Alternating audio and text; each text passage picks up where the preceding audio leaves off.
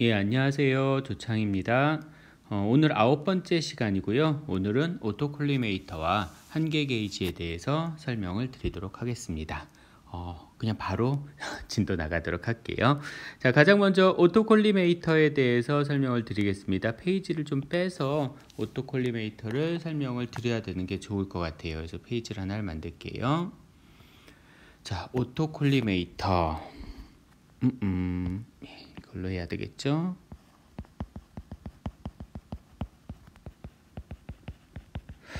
자, 학교를 뭐 저녁에 나오시니까 아직 그 111호에 가보셨는지 모르겠는데 111호에 가시면 이 오토콜리메이터가 있어요. 만원경처럼 생겼죠. 기다란 만원경처럼 생겼는데 아주 미세한 각도를 측정을 하는 그러한 측정기입니다. 이 같은 경우는 미세각이죠. 미세각도 측정을 하는 측정기고요. 미세각도가 분단위도 거의 나오진 않죠. 이제 초단위, 뭐 분단위나 초단위 그러한 형태의 미세한 각도를 측정을 하는 건데 우리 지난 시간에 했었던 거 한번 다시 복습해 볼까요? 우리 지난 시간에 수증기 하면서 이런 얘기를 했었죠. 자, 1도는 라디안으로 바꾸면 0.017 라디안이었습니다. 이건 별로 그렇게 중요하진 않았었죠. 1분은 0.03개 붙이고 3 라디안. 그다음에 1초는 0.05개 붙이고 5 라디안. 요거 오늘도 오토콜리메이터도 아주 미세한 각도를 측정을 하는 거고 그리고 라디안 값이 표현이 되는 거다 보니까 요거 하나 알고 계시면 좋을 것 같습니다. 오토콜리메이터는 미세한 각도를 측정을 하는 건데 그것으로부터 물체의 진직도라든가 평면도라든가 진직도를 측정할 수 있으면 평면도도 측정이 되죠. 그 다음에 직각도 같은 경우도 마찬가지로 측정이 가능하고요. 그 다음에 미세 각도라든가 미세 휨이라든가 아니면 미세 각도라든가 그런 거 이런 것 등등등 뭐 각도 오차라든가 그런 것 등등등을 측정하는 데 사용하는 그런 측정기라고 보시면 될 겁니다. 오토콜리메이터는 예전에요. 1800년대 후반쯤에 마이컬슨하고 몰리라는 사람이 마이컬슨 몰리의 실험이라는 게 있었어요. 되게 좀 중요한 실험이었는데 노벨상 탔습니다. 결국 이 사람들은 그거 가지고 그 원리를 이용을 하는 건데 이런 식으로 구조가 되어 있습니다. 램프가 하나 있고요. 오토콜리메이터 내부에는 램프가 하나 있고 램프에서 빛을 쏴줘요. 빛을 쏴주면은 이 빛이 여기 반투과경이라고 있습니다. 반투과경이라는 것은 빛의 절반은 투과시키고요. 절반은 반사시키는 거예요. 그래서 빛의 절반은 반사가 됩니다. 그러면 위쪽에 반사경이 부착이 돼 있어요. 그래서 반사경을 맞고 되돌아오면은 다시 여기서 투과되는 빛이 있겠죠. 자, 이게 1번 빛이고요. 그 다음에 첫 번째는 반투과경에서 맞고 마찬가지로 이쪽에 반사경이 있습니다. 왼쪽에 위에 있는 반사경은 오토콜리메이터 내부에 있는 거고요. 오른쪽에 있는 반사경은 이거는 물체에 있는 거예요. 내가 측정하려는 물체, 피 측정물이죠. 피 측정물에 이렇게 반사경이 있어요. 그럼 반사경을 맞고 되돌아오게 되죠, 빛이. 그래서 마찬가지로 일로 들어오는데 만약에 이때 반사경의 각도가 기울어졌어. 각도가 세타만큼 기울어지면은 맞은 빛이 갔다가 여기서 일로 이렇게 들어오게 돼요. 그러면 이때 빛의 각도는 2세타만큼 변하게 됩니다. 그래서 여기서 관찰되어지는 위치에 위상 차이가 생겨요. 그냥 위에 있는 반사경을 맞고 들어온 빛하고 밑에 있는 반사경을 맞고 들어온 빛하고의 위상 차이가 생깁니다. 이 위상 차이가 D라고 할게요. 그러면 이때 렌즈의 초점이라는 게 있고요. 그 초점으로부터 세타 값은 어떻게 표현하실 수 있냐면 세타 값은 기울어진 각도죠. EF분의 D로 표현을 해주실 수가 있습니다. 그러니까 이 세타를 이거를 측정을 하는 거예요. 뭘 이용을 해서 D값, D값은 위상차 D값이고요. 그 다음에 F값은 렌즈의 초점입니다. 그래서 위상차랑 렌즈의 초점을 이용을 해서 이렇게 측정을 하실 수가 있어요. 위상차라고도 하고요. 아니면은 상변이라고도 합니다. 그래서 이 공식을 하나 일단 알고 계셔야 될 것 같아요. 뭐 진직도, 평면도, 직각도, 힘, 뭐 흔들림 같은 경우도 측정을 하고요. 흔들림 같은 것도 마찬가지로 측정하고요. 뭐 평행도도 측정을 할 수 있겠네요. 이런 것 등등등을 측정을 하는 장비다라고 보시면 되겠습니다. 자, 오토콜리메이터 문제를 한번 볼게요. 오토콜리메이터로 측정할 수 없는 항목이 무엇이냐라고 물어봤습니다. 자, 오토콜리메이터는 직각도 가능하고요. 그다음에 미소 변화량, 미소 힘 측정 가능합니다. 진직도 가능해요. 동심도는 이거는 진원도 측정기 다음 주에 나올 텐데요. 진원도 측정기 가지고만 가능합니다. 그래서 1번이 틀렸네요. 자, 2번 문제 보겠습니다. 초점거리가 500mm인 오토콜리메이터로 면을 측정한 결과 상의 변이가 0.1mm였다라고 했습니다. 그러면 각도 몇 도냐라고 물어본 거죠. 자, 초점거리가 500mm, F가 500mm. 그 다음에 상의 변이 D 값이 0.1mm. 그러면 세타 값은 2F분의 T. 그러면 2 곱하기 500분의 D 0.1.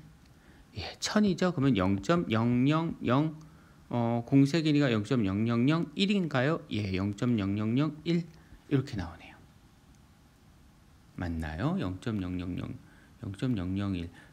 저 헷갈리는 것 같은데요. 0.001이니까 하나 더 붙어야 될 것 같네요. 맞나? 잠깐만요. 하나, 둘, 셋. 아니네. 공이 맞네요. 전에 게 맞네요. 오, 이렇게 커. 다시 할게요. 0.0001 이렇게 됩니다. 이게 각도죠. 라디안이에요. 각도는 앞에서 계산한 이 각도는 라디안 단위입니다. 측정된 각도고요. 라디안 단위예요.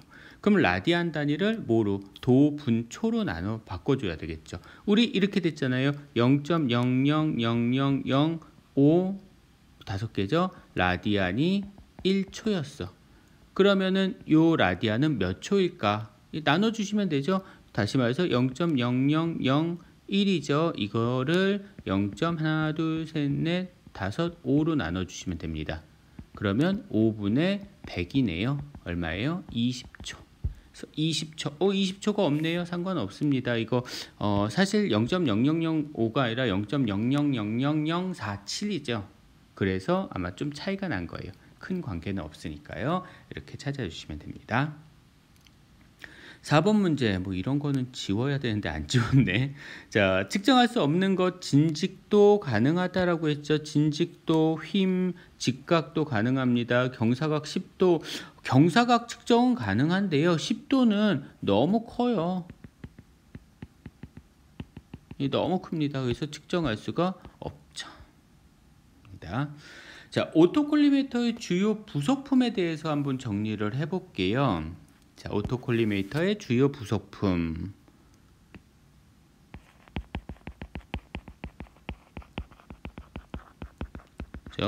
주요 부속품.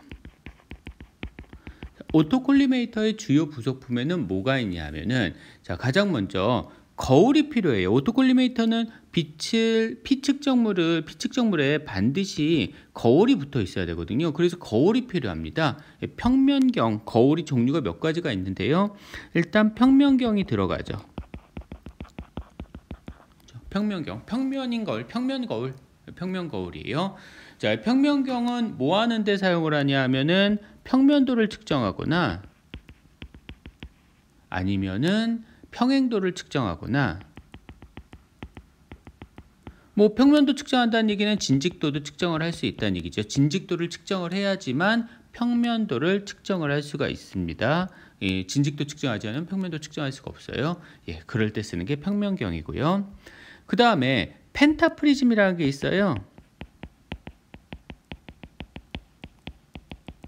자, 펜타프리즘, 게임 하시는 분들 아시죠? 펜타킬. 펜타키라면 몇 명? 5명이죠. 펜타프리즘은 오각형입니다. 오각형 프리즘을 펜타프리즘이라고 하고요. 예, 각도 측정을 하는 거예요. 각도 중에서도 직각도를 측정을 할 때 사용하는 게 펜타프리즘입니다. 자, 그 다음에 폴리곤 프리즘이라는 게 있어요. 프리즘이라는 게 있습니다. 다각 프리즘 혹은 다면경이라고도 하는데요. 자, 이 폴리곤 프리즘이랑 각도 게이지를 이용을 하면은 회전하는 회전 물체의 회전 각도라든가 아니면은 회전 분할이라든가 아니면은 회전 테이블이라든가, 자, 얘네들의 정밀도를 측정을 해 주실 수가 있습니다. 정밀도를 검사하는데 사용할 수가 있어요.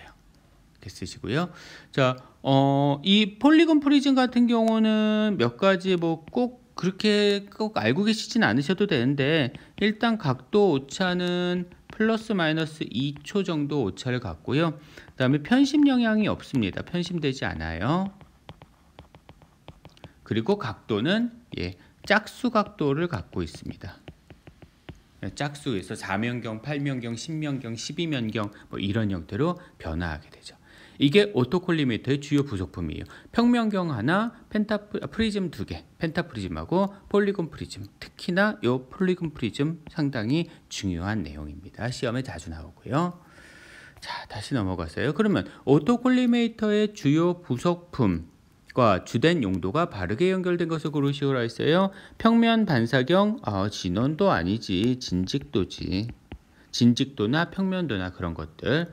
자, 각도 게이지는 여기다 플러스 펜타프리즘하고 펜타프리즘이 아니었죠.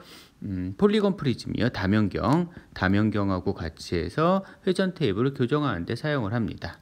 펜타프리즘은 평행도 아니죠. 직각도라 그랬죠. 다각 프리즘은 평행도 아닙니다. 다각 프리즘이 다면경, 다각 프리즘 같은 말이에요. 그래서 회전 테이블 교정하는 데 사용을 하는 거죠. 맞는 거는 2번만 맞는 답입니다. 4번 문제. 오토콜리메이터와 함께 원주 눈금 원판의 정밀도 검사. 원주 눈금 원판이라는 거는 회전 분할 장치를 얘기를 하는 거고요. 자, 회전 분할 장치의 정도 검사라는 거는 무슨 정도? 각도 정밀도를 얘기를 하는 거예요. 그럼 각도 정밀도를 검사하는 데 사용을 하는 거 폴리곤 프리즘. 물론 여기다가 모두가 있어야 돼. 각도, 아까 각도 뭐였어요? 각도 게이지였죠? 각도 게이지 또 같이 있어야 되겠죠. 자, 5번 문제입니다. 계산하는 건가요? 스크린에 투영된 물체의 상을 스크린 스케일로 0.2mm까지 읽을 수 있다고 할 때 배율이 50배이면 물체를 정확히 측정할 수 있는 측정 정밀도는 몇 마이크로미터냐? 자, 여기 물체가 하나 있는 거야. 얘가 쭉 확대돼서 스크린에 맺히는 거예요. 쭉 확대돼서 몇 배? 50배 확대돼서 스크린에 맺힙니다. 그래서 스크린에 얼마의 사이즈로 맺힌다는 얘기냐면 우리가 볼 수 있는 사이즈 0.2mm만큼 스크린에 맺힌다는 얘기야. 그러면 이 물체의 사이즈는 얼마겠느냐는 거예요. 50배 확대해서 0.2mm 되나요? 그럼 물체의 사이즈는 50배 확대하기 전이니까 50분의 0.2가 되겠죠. 그러면 얼마? 0.004mm가 되겠죠. 0.004mm면은 4마이크로미터가 되겠습니다. 그래서 4마이크로미터까지 측정을 할 수 있는 그러한 측정기가 되겠네요. 이거 같은 경우는요. 뭐 이런 형태의 문제 아주 단순하면서도 물어볼 건 다 물어보는 그런 문제네요. 다음 페이지로 넘어가 볼게요. 자, 오토콜리메이터와 함께 원주 눈금, 할줄판, 기어의 각도 분할, 뭐 각도 같은 얘기가 자꾸 나오고 있죠. 폴리곤 프리즘. 물론 여기다 플러스 각도 게이지 같이 들어가야 될 거고요. 오토콜리메이터로 측정할 수 없는 항목으로 거리가 먼 것, 오토콜리메이터로 측정할 수 없는 항목, 공작기계의 진직도, 직각도, 평면도 가능합니다. 표면 거치기는 표면 거치기 측정기가 있잖아요. 표면조도 우리 다음 주에 할 겁니다. 표면조도 측정기를 가지고 측정을 해주시면 되죠. 그래서 4번이 틀렸습니다. 계산하는 거 한번 또 나왔나요? 2분일까요? 과연 진짜 2분일까? 자, 오토콜리메이터에서 대문 렌즈의 집적거리, 즉 초점거리가 600이에요. 밀리미터고요. 자, 2분입니다. 정말 2분일지 모르겠네요. 각도 변화에 대해서. 자, 2분이면 우리가 1분은 0.123 라디안이었어요. 그러면 2분이면 0.123 라디안이 돼야 되겠죠. 그랬을 때 상의 이동량은 얼마냐? 자, 이런 얘기입니다. 세타는 2F분의 D인데요. 문제에서 물어본 거는 상의 이동량 얘를 물어본 거예요. 그러면 D 값은 2F에다가 세타 곱한 거 2 곱하기 600 곱하기 0.0006 이렇게 해서 계산을 해주시면 되겠네요. 이게 공이 2개가 들어가나 계산을 해주시면은 이 계산 결과가 얼마였지? 예, 0.698 정도 나옵니다. 0.698 3번이 답이 되시면 되겠네요. 그렇죠? 자, 여기까지가 오토콜리메이터에 대한 얘기가 되실 거예요. 가뿐하죠? 자, 뭐 계산하는 것도 그닥 어렵지는 않으실 거고요. 공식 하나만 외워주시면 됩니다. 자, 그 다음에 두 번째 이제 한계 게이지에 대해서 얘기를 좀 해보도록 하겠습니다. 한계 게이지요. 잠시만요. 한계 게이지도 한번 필기를 좀 해볼까요? 한계 게이지에 대해서도 한번 필기를 좀 해보겠습니다. 자, 우리 한계 게이지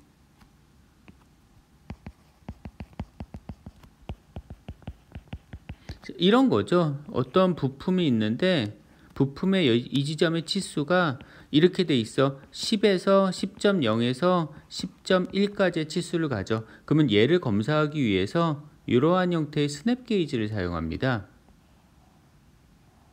이런 형태의 스냅 게이지를 쓰는데 이걸 스냅 게이지라고 불러요. 좀 더 정확하게 C형 스냅 게이지라고 하는데요. 자, 앞에 있는 거를 통과축이라고 합니다. 그 다음에 뒤에 있는 거는 정지축이라고 해요. 그래서 이 스냅 게이지를 여기다가 꽂아보는 거지. 꽂아봤을 때 앞에 있는 거는 통과하고 뒤에 있는 건 정지하면은 합격이에요. 뒤에 거는 통과하지 못하면 합격입니다. 다시 말해서 앞에 거는 10.1mm고요. 뒤에 거는 10.0mm면은 합격인 제품은 앞에 있는 부분은 통과하지만 뒤에 부분은 이 뒷부분은 통과할 수 없겠죠. 만약에 앞에 거도 통과하지 못했다 그러면 10.1보다 큰 거니까 불합격이죠. 뒤에 거도 통과했어 그러면 10.0보다 작은 거니까 불합격입니다. 그런 식으로 합부 판정을 하는 거. 그래서 합격인 제품은 통과축은 통과를 하고 그 다음에 정지축은 정지해야 되는, 통과하지 못하는, 그렇게 된 게 합격인 제품이에요. 상당히 간단하죠. 측정하는 게 상당히 간단해요. 그래서 한계 게이지의 장점이라고 하면 당연히 측정이 쉽다는 거, 측정이 쉽고 그 다음에 이거 누구나 다 할 수 있는 거잖아. 사람에 따라서 숙련도가 높은 사람은 잘하고 숙련도가 낮은 사람은 잘 못하고 그런 거 없죠. 측정이 쉽고 사람에 따라서 개인차가 없죠. 개인차가 없다라는 거는 숙련도라는 거는 필요 없습니다. 이거 한계 게이지 제품에다가 넣어보는 거 못하는 사람이 누가 있어요. 다 하죠. 자, 그 다음에 한계 게이지에는 뭐 링 게이지나 아니면 플러그 게이지, 구멍 측정하거나 아니면 축을 측정하는 그런 게이지들이 있는데 그런 게이지들은 호환성이 있습니다. 한 제품에서 측정하던 걸 다른 제품에서도 측정할 수 있어요. 치수만 맞으면 사용을 할 수 있고요. 상당히 빠르죠. 쉽고 빠르기 때문에 당연히 대량 생산에 적합한 방법입니다. 그리고 네 번째, 분업 생산이 가능하다라는 장점이 있어요. 이게 한계 게이지의 장점입니다. 세상에 장점만 있는 측정기는 없죠. 당연히 단점도 있겠죠. 그럼 한계 게이지는 어떤 단점이 있느냐? 자, 일단 한계 게이지는 하나의 치수당 죄송합니다. 한 개 게이지가 필요합니다. 하나의 치수당 한 개의 게이지가 필요해요. 자, 이게 첫 번째 문제고요. 그 다음에 두 번째, 얘는 합부 판정만 할 수 있어. 실제 치수는 그건 몰라요. 실제 치수는 모릅니다. 얘는 단순하게 뭐만 합격이냐 불합격이냐 그 판정만 할 수 있다라는 거. 그래서 그런 게 별로 그렇게 그 치수가 그게 그렇게 중요하지 않는 그러한 경우에 사용하는 게 그게 바로 한계 게이지입니다. 자, 이게 한계 게이지의 장점하고 단점이고요. 자, 한계 게이지 같은 경우는 종류가 용도에 따른 종류하고 그 다음에 등급에 따른 종류가 있어요. 종류가 좀 다르게 나눠지는데 일단 등급에 따른 종류를 구해보면요.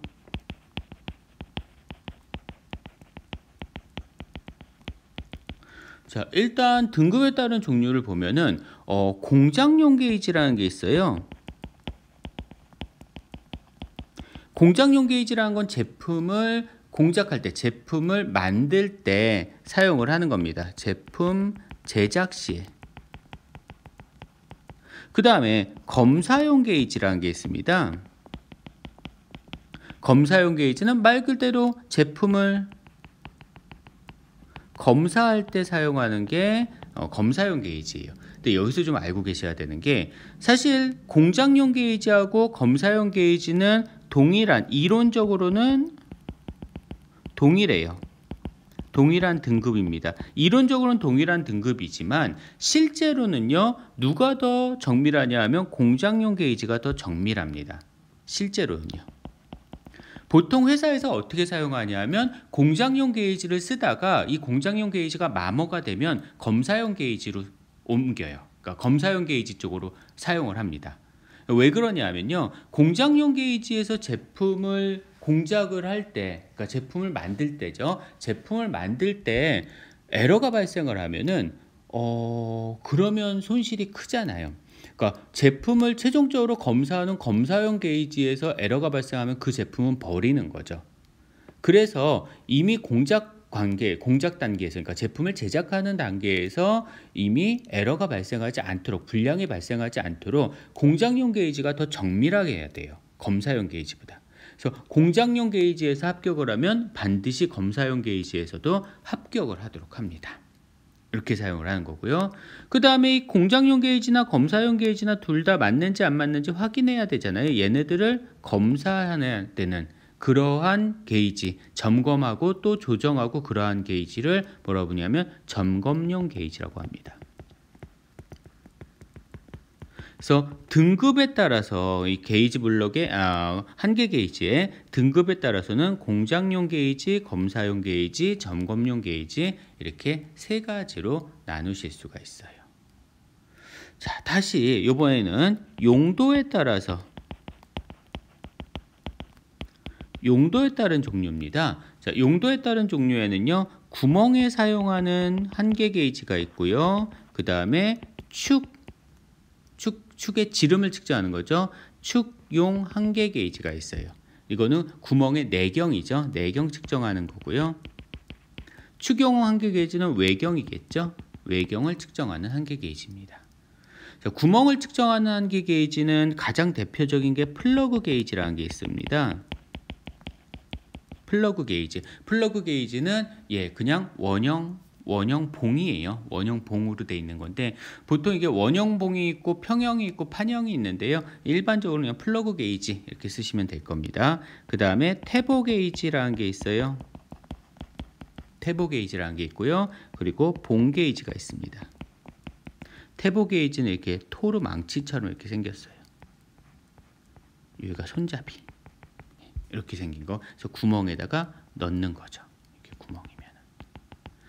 이렇게 세 가지 정도를 생각을 해주실 수가 있고요. 축용 한계 게이지에는 링 게이지. 그 다음에 가장 대표적인 게 링 게이지죠. 그 다음에 위에서 그렸었던 요 스냅 게이지. 이런 것들이 축을 측정을 하는데 사용하는 게이지입니다. 자, 다시 한번 볼까요? 우리 한계 게이지 장점은 측정이 쉽고 개인차가 없다. 호환성이 있다. 대량 생산에 적합하다. 분업 생산이 가능하다. 하지만 단점으로는 한 치수당 하나의 게이지만 필요해. 그리고 실제 치수 몰라요. 이게 단점입니다. 등급에 따라서는 공장용 게이지랑 검사용 게이지 그리고 점검용 게이지로 나누고요. 점검용 게이지를 이용해서 공장용이나 검사용을 검사하는 데 쓴다라는 얘기를 했습니다. 그리고 공장용 게이지랑 검사용 게이지는 이론적으로 동일한 등급이어야 되지만 일반적으로는 공장용 게이지가 더 높은 등급이다. 왜? 공장용 게이지에서 합격한 제품은 반드시 합격을 하도록 돼야 되니까요. 용도에 따라서는 구멍용하고 축용으로 나눠지는데 구멍용 게이지에는 플러그 게이지, 태보 게이지, 봉 게이지가 있고요. 축용 게이지에는 링 게이지랑 스냅 게이지가 있습니다. 이렇게 됐으면 한번 문제를 보면서 다시 한번 정리를 해보죠. 자, 일반적인 게이지가 나왔네요. 우리 이 한계 게이지 말고요. 일반적인 게이지를 여기서 말하는 일반적인 게이지는 뭘 얘기하는 거냐면은 단일 게이지를 얘기를 하는 겁니다. 단일 게이지. 우리 단일 게이지 한번 정리를 해볼게요. 옆에다 그냥 정리할게요. 자, 단일 게이지에는 어떤 것들이 있느냐?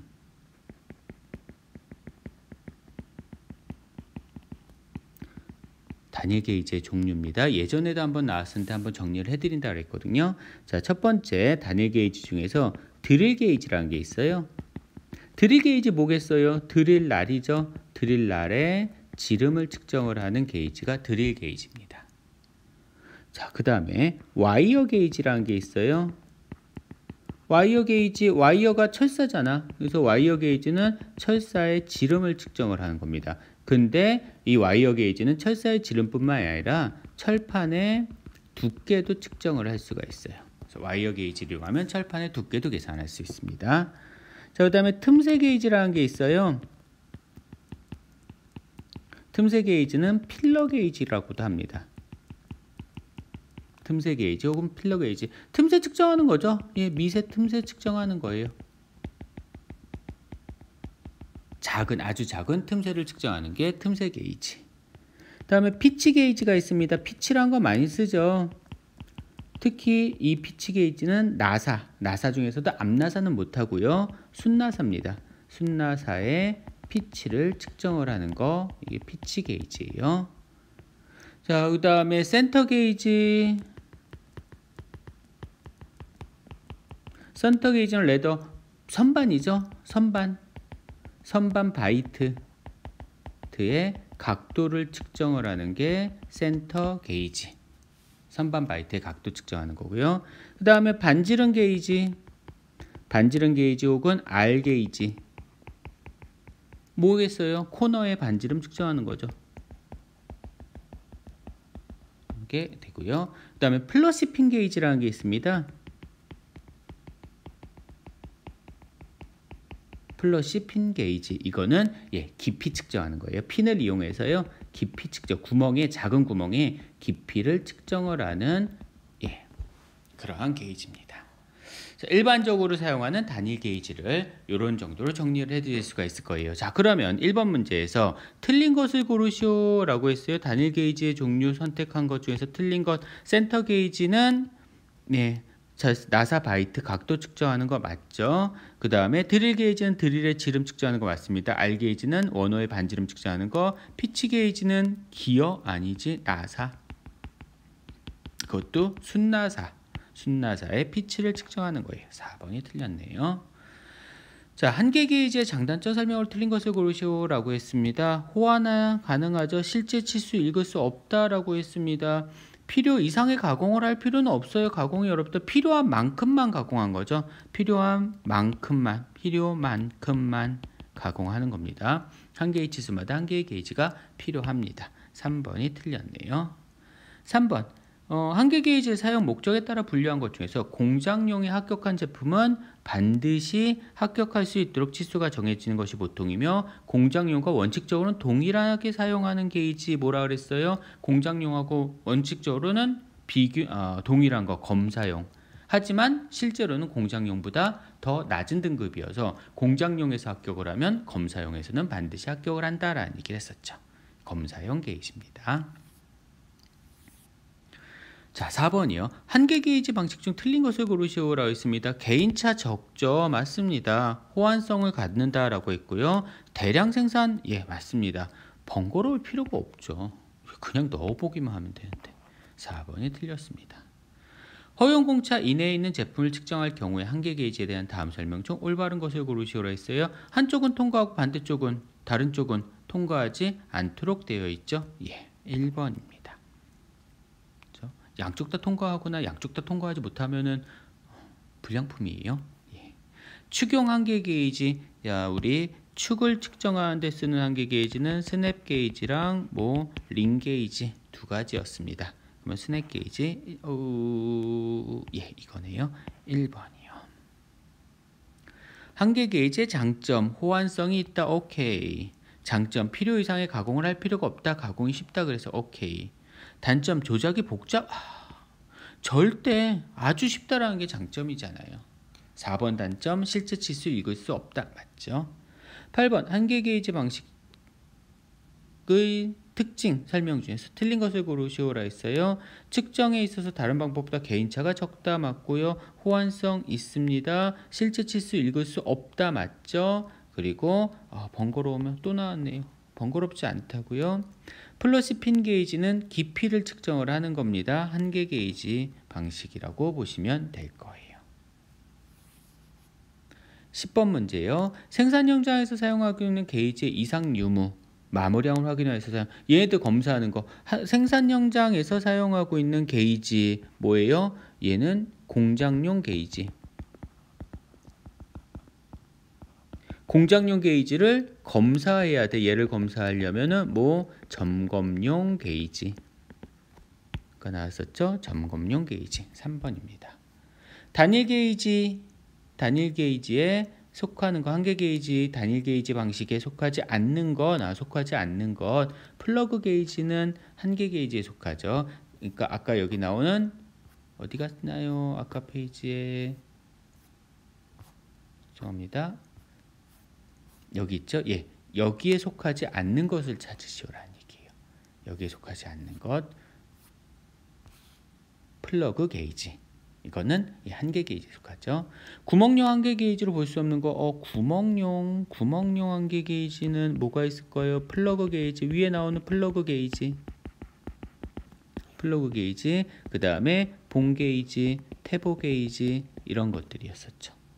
그러면 구멍용 한계 게이지로 볼 수 있는 것 태보 게이지 있습니다. 플러시 핀 게이지는 단일 게이지죠. 얘는 단일 게이지입니다. 깊이 측정하는 거예요.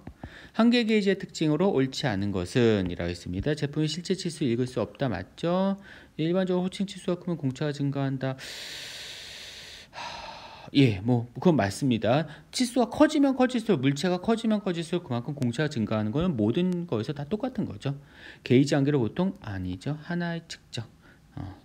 정거축하고 통과축 모두 고려해야 되고요. 3번이 틀렸네요. 자, 여기까지가 오늘 수업에 대한 내용이 될 것 같고요. 예, 9주차 9번째 수업에 과제 나왔습니다. 과제가 문제가 좀 많네요. 9문제나 되네요. 예, 9문제고요. 조금 많네요. 3번까지가 오토콜리메이터고, 한계 게이지 문제가 좀 많네요. 왜 이렇게 많이 했을까요?